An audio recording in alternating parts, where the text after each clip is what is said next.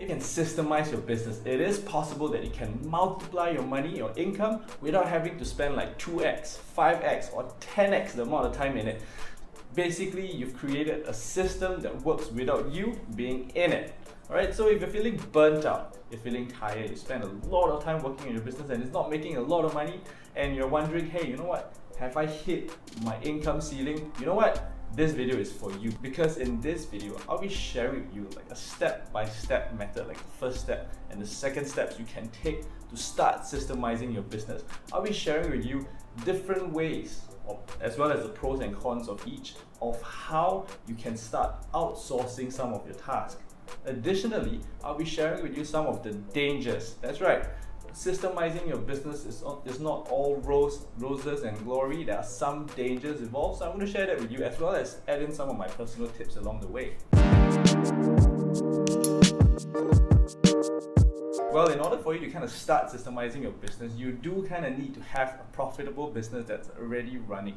So if you don't have a profitable business, what you can do is check out my free playlist over here on how you can get started. Basically, my method of creating this $0 business. And yeah, get back to here once you're ready to start systemizing your business. So without further ado, let's begin. So the goal of this video is to learn how you can systemize your business such that it kind of works without you having to be in it, so that you can basically earn more money as well as free up some of your time. So the first thing you need to do is to start documenting every single part of your business. And if you're not sure where to start, well, you can again refer to this framework, and you start with the sales and marketing, followed by the operation, and last but not least is the accounts. So you need to document all your single business processes, like step by step. And why this is so important is because it allows you to have that bird's eye view of how your business is running, and that is really crucial, especially when you start systemizing and scaling your business, because it's only going to get more complex, and if you don't have clarity, you're not going to be able to improve, like tweak and make your whole business system better. So you need to have that bird's eye view. That's really important. Secondly, it allows you to kind of identify where is the cheapest, lowest value like task, and to outsource that first, because if you want to outsource your task, where do you start? Well, definitely start with the cheapest, lowest value task. Why? Because it's taking up your time. If you can outsource it first, it's going to be cheap because it's a low value, easy task. It's going to cost you very little. Secondly, you can now spend your time not doing low value tasks and instead focus on the highest value task, and that brings you more money. So that keeps costs low and brings you the highest return on investment. So that's why it's really important to have the big picture of how your business processes work before you can start really outsourcing your task. And the way I like to do it is basically to use like a flow chart, and I'll just map out the flow chart. And bear in mind, I can't really reveal to you my business processes simply because my business partner would not be happy, and I don't want my competitors to kind of see how my business process works. But you get the idea. Once you're done like mapping out your business processes, what I like to do is kind of put them in buckets. So I kind of identify this as part of the sales and marketing group, this as part of the operations group, this as part of like the accounts administrative group. So I kind of group them together so that it's much easier for me to see, hey, you know what, I'm ready to kind of outsource this task to someone else. So once you're done with that, now we can start with step number 2, and that is to outsource the task. So how do you actually start outsourcing your task? What are the different ways, and who should I use, right? So in my opinion, always start outsourcing the cheapest, lowest value task first, because that is simple. Like, it's easier to train easy tasks, low value tasks, rather than the more difficult and complex tasks. So that's my rule of thumb. When I try to break it down, there's 5 areas or ways you can look to systemize and automate your business. So the first, and in my opinion, I think it's one of the best ways, is to use software. So when it comes to software, there's actually 2 different types. The first is pre-built software. So software that has already been built by a company or by someone, and basically you're paying like a licensing fee or a per use kind of fee. And the advantage of that is that you're paying a low cost on a monthly basis. It's like a subscription basis, or use like how much you use kind of basis, and that keeps your costs low. If you have any problems, they usually have customer support. You can ask help, and there's usually a community of people that have already tried this software, done this, and you get a lot of experience, and you don't have to pay a huge upfront fee compared to like a custom built software. On the other side of the spectrum, there is the full-fledged custom built software. So custom built software is good if you want to have very tight control of your branding. You really want to optimize your user experience to the finest detail. Having a custom built software is fantastic for that. But the problem is that you need to pay a huge upfront cost. Like for me, if I want to build like a custom software for my business, I'm looking at as much as $40,000 just to kind of build like the initial software up. And that being said, 40,000 is not the end all be all, because once you build the full-fledged software, you still need to maintain that software, and that's going to cost you, like, at least for me, it's like $600 a month just to maintain, update, make sure that there are no bugs, it doesn't fail. So, and you need to make sure that guy is available 24/7. So it's not that feasible to kind of create custom built software unless you are really you're trying to scale your business very quickly and you have a lot of money, right? So personally, I would pick like the pre-built software and always try to find pre-built software because it's a lot cheaper basically. So other than using software, you can actually hire people to help you out with your business, and I kind of break them down into 3 different categories. The first category is like your full-timers kind of people, and then there is the part-timers, the freelancers, the interns, and then the last but not least is like your agency. So each has their own pros and cons, and you can kind of evaluate it very carefully before deciding on one versus the other, or you can kind of blend them and have a mixture of each. When it comes to full-timers, there are a couple of downsides to having full-timers. I think the biggest one that a lot of people had struggled with, especially when you're starting out, you're having a small business, is the huge fixed monthly salary. So full-timers, you need to pay them a huge monthly salary. Not to mention, you actually have to spend a lot of effort to kind of hire them, to screen through all the candidates, to interview them, and then create like welfares, bonuses, retreats, to keep them engaged and loyal to your company. And of course, having full-timers also comes with its perks, and that is, full-timers are generally a lot more loyal to you because you essentially determine their career, so people are a lot more loyal and engaged with your business. You have full control over their time, especially like 9 to 5 or 9 to 6, depending on your working hours. You can even arrange them to work on weekends if your business is very weekend heavy, like my business. And one of the most important thing that I feel having or hiring full-timers is that you can kind of stop them from divulging information to your competitors. So you can use contracts such as non-compete as well as non-disclosure. It's a lot more effective or powerful against full-timers as compared to like part-timers. So one thing good about full-timers is that you get to build capabilities for the long term. So basically you can invest in them to help them learn and grow, and basically keep the expertise within your company, because they are full-timers and they're a lot more loyal to you. So next up in the list is part-timers. The advantage of part-timers, the biggest benefit is really you pay them per hour or per task done. So that kind of keeps your fixed cost very low. It's mostly variable cost. So if business is bad, your cost goes down as well. You basically stay profitable. So I think that's the advantage of part-timers. But part-timers also comes with a lot of problems. If you're hiring part-timers, chances are you need to hire a lot more part-timers, because part-timers can disappear on you at the very last minute. A lot of them are not very vested in your business. That's the biggest problem. They're not very vested in your business. That means that you can expect a lot of tricks and patterns that they would employ to Skype, take advantage, to earn as much as possible. There are, however, good part-timers out there. So you really, again, need to spend a lot of time to kind of screen through candidates, to test them, to make sure that they are diligent and they will do work properly. But that being said, if they are very capable, they are very good, nothing is going to stop your competitors from trying to kind of take them from you and say, hey, you know what, work with me, tell me Gerald's secret.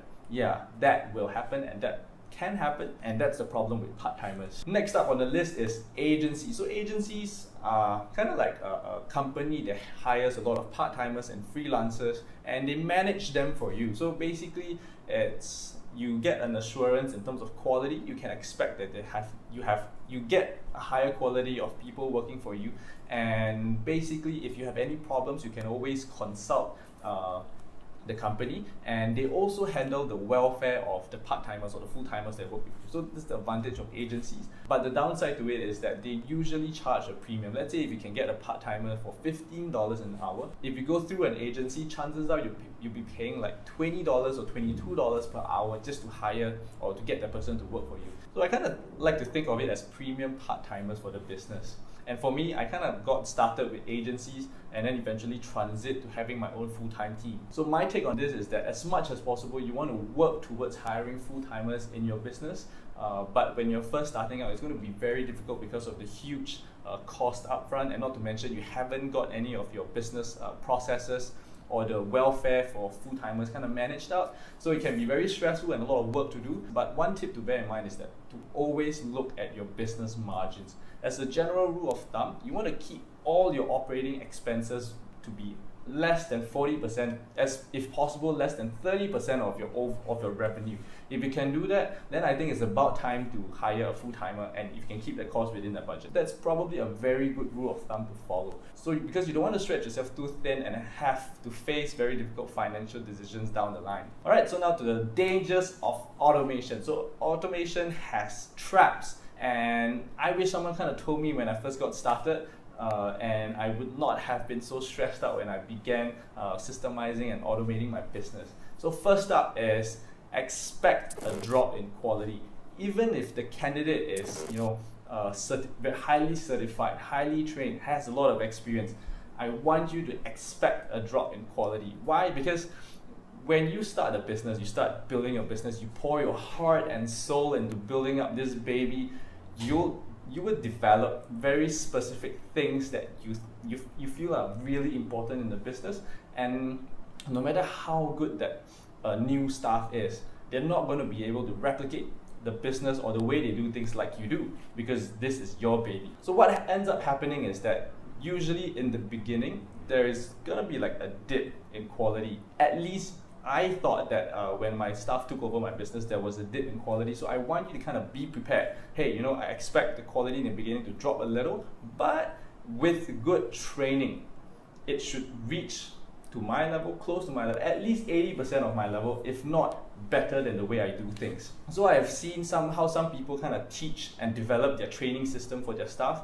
One of the easiest method and very time-consuming method that I've seen some people do is that they record. They literally use their phone to start filming how they do every single step, and then they tell the staff, you know what, I will pay you to watch this entire video, like 4-hour video of how I edit my videos, for example, and then kind of run you through my thought process. Okay, I think of this when I do this, I think of that when I do that. So that is one simple training method that people have employed to kind of train their staff when the staff kind of joins the company. And again, it's so important that you document every single part of the process, because how do you even know how to train the staff if you don't document the process? Alright, so that's how important it is to have a good training system and document your processes down.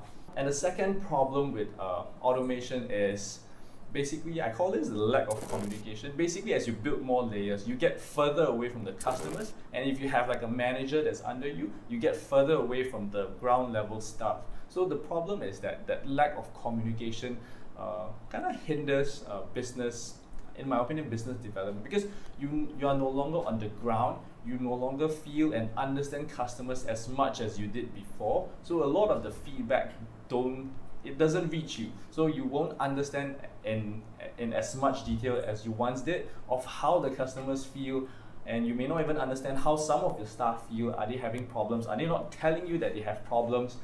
So when these little problems kind of build up, eventually it's going to be very hard to solve it if you let them sit around and really build up into a pile of trouble. So you want to have or establish a system of regularly communicating with your customers, as well as regularly communicating with your part-timers, your full-timers, even after you kind of systemize your entire business. This helps you kind of understand what they're feeling, what are some of the problems, to solve it before it gets big and becomes problematic. And at the end of the day, it is very important to kind of build a very positive, empowering culture in your company.